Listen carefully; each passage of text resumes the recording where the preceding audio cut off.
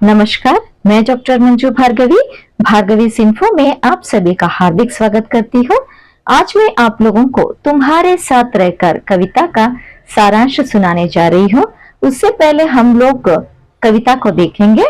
तुम्हारे साथ रहकर अक्सर मुझे ऐसा महसूस हुआ है कि दिशाएं पास आ गई है, हर रास्ता छोटा हो गया है, दुनिया सिमट कर एक आंगन सी बन गई है जो खचाखच भरा है। कहीं भी एकांत नहीं, ना बाहर ना भीतर, हर चीज का आकार घट गया है। पेड़ इतने छोटे हो गए हैं कि मैं उनके शीर्ष पर हाथ रख आशीष दे सकता हूँ। आकाश छाती से टकराता है, मैं जब चाहूँ बादलों में मुंह छुपा सकता हूँ तुम्हारे साथ रहकर। अक्सर मुझे महसूस हुआ है कि हर बात का एक मतलब होता है, यहाँ तक कि घास के हिलने का भी, हवा का खिड़की से आने का और धूप का दीवार पर चढ़कर चले जाने का।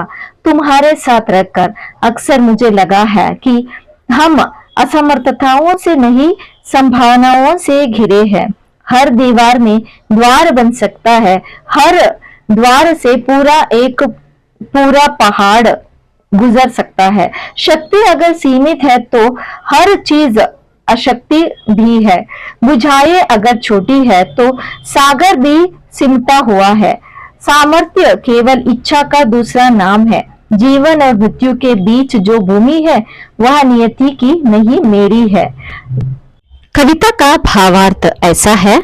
तुम्हारे साथ रहकर कविता सर्वेश्वर दयाल सक्सेना जी द्वारा लिखी गई एक प्रसिद्ध कविता है।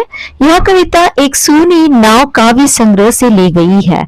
इसमें कवि के द्वारा प्रेम की उदात्तता का जीवंत चित्रण हुआ है। मनुष्य के जीवन में नारी सौंदर्य एवं साहचर्य का अनुभूतपूर्व प्रभाव होता है। वास्तव में नारी एक संयोजक शक्ति है। उसके साथ होने पर मन की अशांति दूर हो जाती है, बाहर भीतर का एकांत समाप्त हो जाता है, जीवन पथ की दूरी कम हो जाती है, जीवन का अकेलापन समाप्त हो जाता है और सर्वत्र गतिशीलता दिखलाई पड़ती है। कठिन कार्य सुगम बन जाता है। जीवन में कठिनाइयों पर विजय प्राप्त करने की दुर्लभ शक्ति आ जाती है।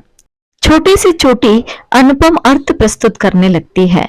जीवन में विश्वास की भावना बढ़ जाती है और मन में आने वाली मृत्यु की विभीषिका का और उसका संत्रास्त लुप्त हो जाता है। मनुष्य की इच्छा शक्ति प्रबल हो जाती है।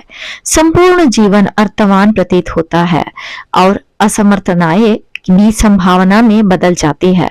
यहाँ पर कवि स्पष्ट रूप से कहना चाहते हैं कि नारी साहचर्य, सौंदर्य और उसका प्रेम मानव जीवन की विडंबना को दूर करके उसे जीवंत बना देती है। यहीं पर कविता का सारांश समाप्त होता है।